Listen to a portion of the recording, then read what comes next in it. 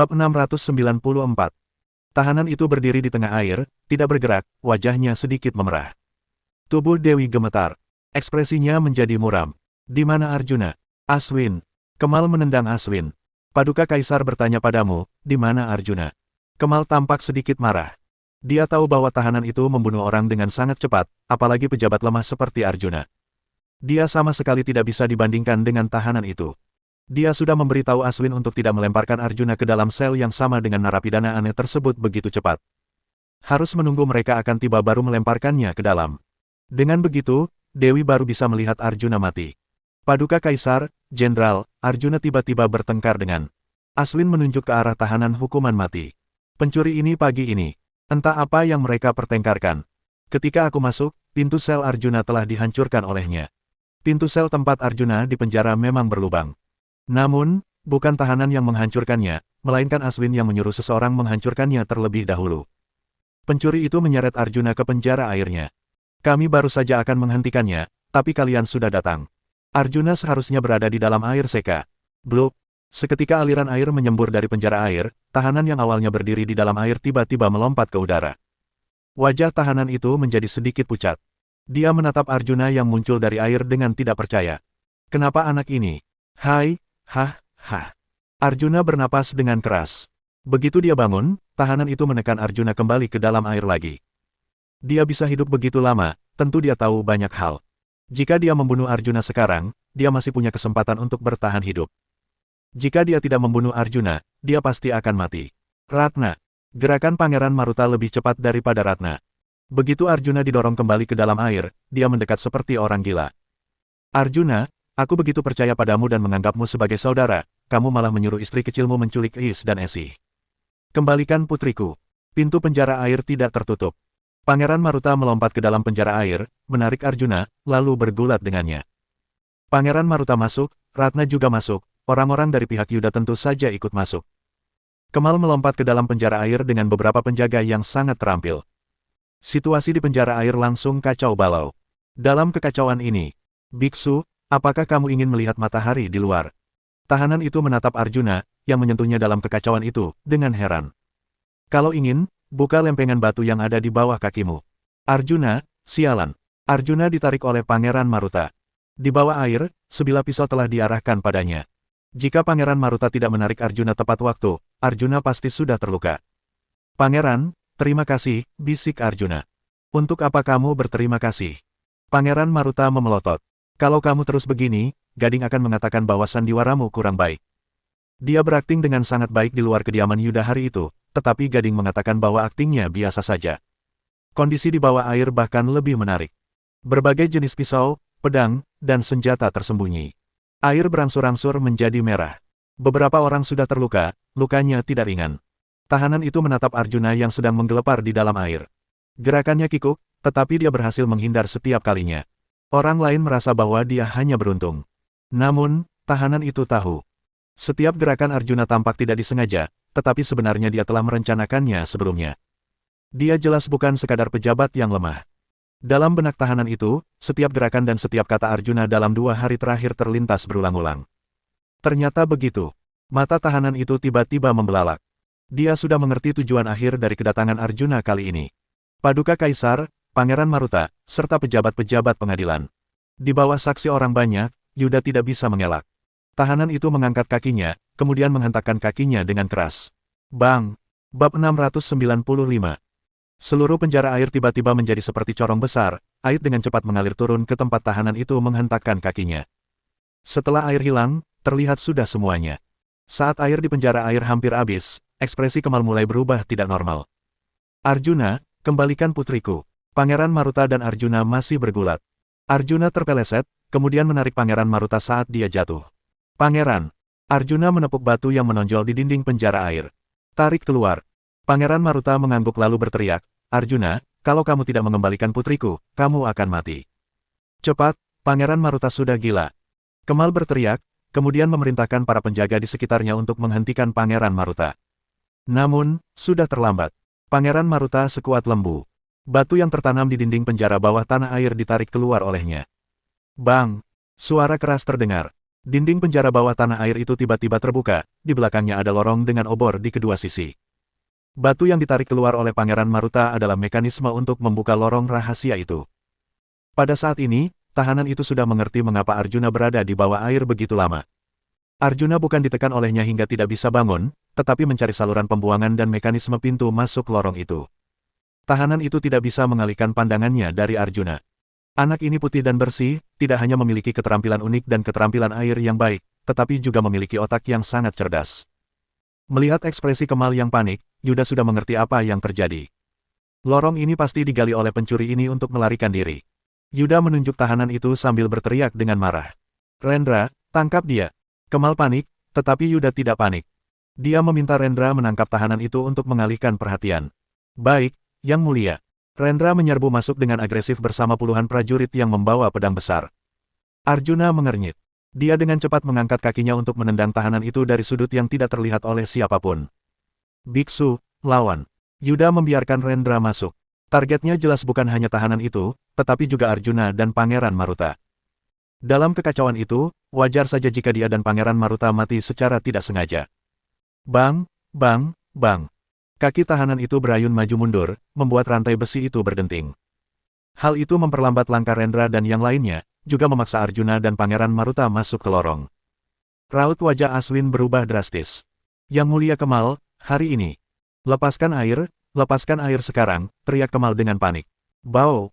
Ratna melompat, kemudian menghunus pedangnya ke leher Kemal. Untuk apa melepaskan air? Apakah kamu ingin membunuh Pangeran Maruta? Yang Mulia Ratna, aku. Kemal tergagap sehingga Yuda mengambil alih kata-katanya. Komandan Ratna, Kemal hanya khawatir pencuri ini akan melarikan diri. Bagaimanapun, pencuri ini memiliki 8 nyawa. Dia ditangkap oleh Marsekal Danis dengan susah payah ketika mendiang Kaisar masih hidup. Karena itu, Kemal cemas. Bagaimanapun, lorong itu digali oleh pencuri ini. Kita tidak tahu mekanisme apa yang ada di dalamnya. Sekarang tugas pertama kita adalah membiarkan Pangeran Maruta keluar dulu, kemudian menutup lorong ini. 1.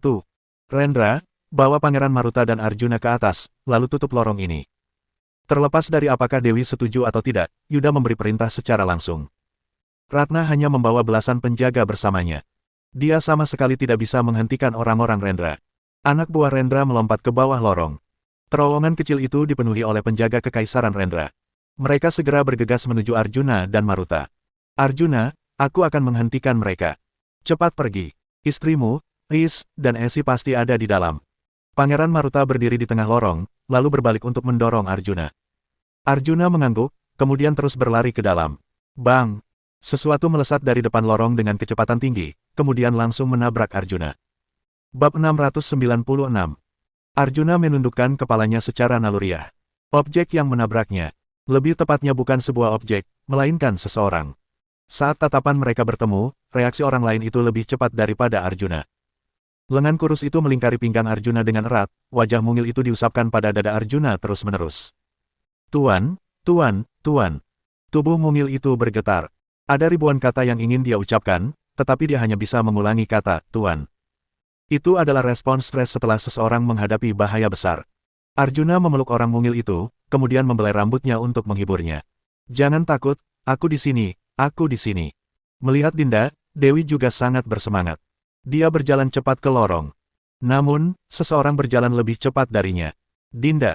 Disa berlari melewati Dewi. Karena Disa, Dewi tiba-tiba menjadi tenang. Dia tidak memiliki hubungan dengan istri-istri Arjuna sekarang. Tidak pantas jika dia bersikap begitu bersemangat. Alpoa Senin tenang, gelak kesar dari keputusan Arjuna, Iaru menunjuk Kemal. Dialah yang mengurungku, Putri Is dan Putri Esi. Dia iblis, mencoba. Gadis manapun akan malu untuk mengatakan bahwa dirinya hampir dilecehkan dengan lantang. Tubuh kecilnya bergetar hebat di dalam pelukan Arjuna. Adegan sebelumnya membuatnya merasa takut.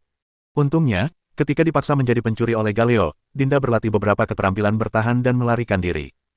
Jika tidak, konsekuensinya tak terbayangkan. Is, Esi.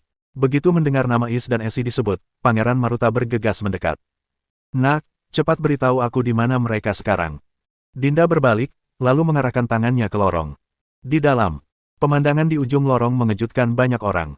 Banyak orang yang mengikuti Pangeran Maruta menutup mata mereka, malu untuk melihat. Tentu saja, beberapa orang menutup mata mereka dengan jari-jari yang terbuka lebar, diam-diam menonton. Pemandangan itu terlalu di luar persepsi umum orang-orang. Di dalam adalah sebuah tempat perjudian besar. Semua pria dan wanita yang ada di dalam telanjang. Berbagai jenis pemandangan yang tak senonoh muncul satu demi satu. Semua pria itu adalah orang-orang terkenal di ibu kota. Jika sekarang bukan waktu pengadilan pagi, mungkin ada banyak pejabat pengadilan di antara mereka. Meskipun para wanita itu melayani para pria dengan terampil, ekspresi mereka kaku, tatapan mereka kosong. Bekas luka ringan maupun dalam di tubuh mereka memberitahu orang-orang betapa banyak perlakuan tak manusiawi yang telah mereka alami sebelum mereka melakukan gerakan-gerakan terampil itu. Meskipun ada perona pipi tebal pada wajah mereka, itu tidak dapat menutupi fitur wajah mereka yang masih sangat muda. Gadis-gadis yang menghilang di ibu kota selama 2 tahun terakhir berusia antara 13 hingga 16 tahun. Sial. Jika bukan karena pelatihan psikologis yang kuat di zaman modern, Arjuna pasti sudah pergi menamparkan wajah para pria itu. Berikan pakaian untuk gadis-gadis itu. Ikat bajingan-bajingan ini, bawa mereka keliling di jalan. Dewi menggertakkan giginya ketika memberi perintah.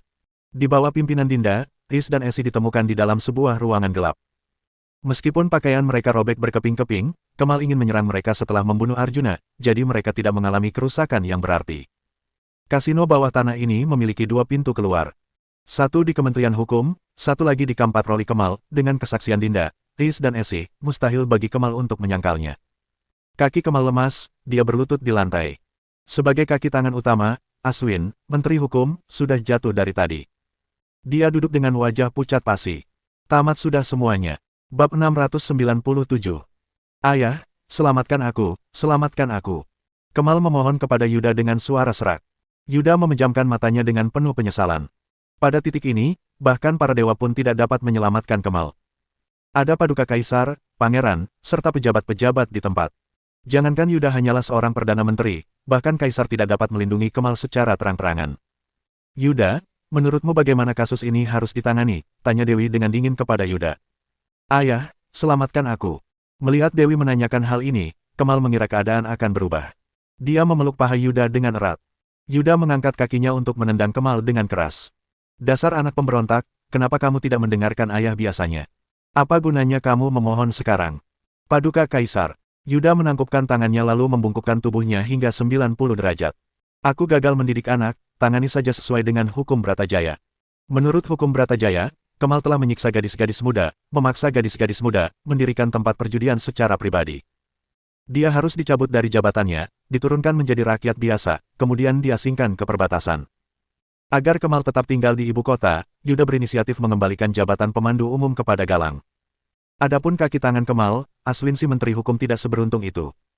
Yuda melampiaskan separuh amarahnya kepada Aswin atas penurunan jabatan Kemal. Sebelum Dewi mengatakan bagaimana menangani Aswin, Yuda mengusulkan untuk memenggal kepala Aswin. Setelah Aswin meninggal, Gading yang telah memberikan kontribusi besar otomatis menggantikannya. Yuda sangat enggan membiarkan Gading mengambil alih posisi tersebut, tetapi demi Kemal, dia hanya bisa menahannya.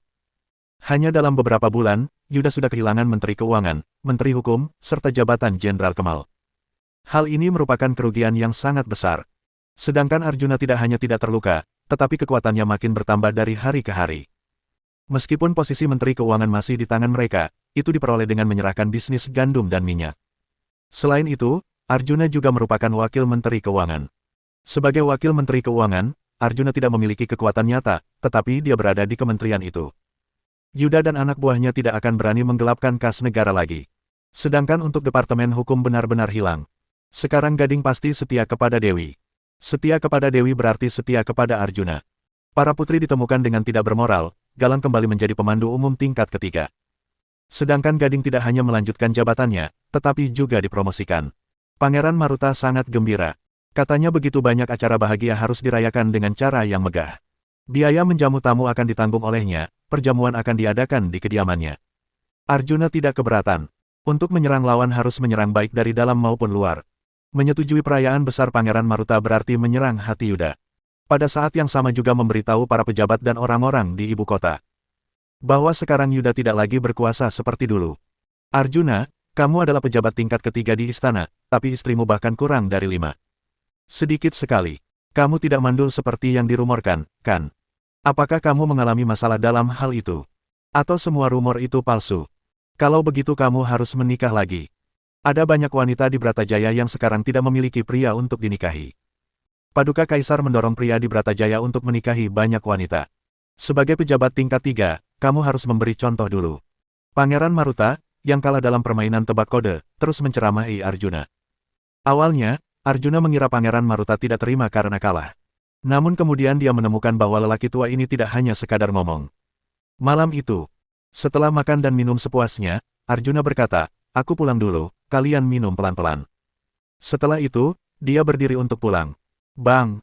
Begitu Arjuna keluar dari rumah Pangeran Maruta, dia dimasukkan ke dalam karung, lalu dibawa pergi.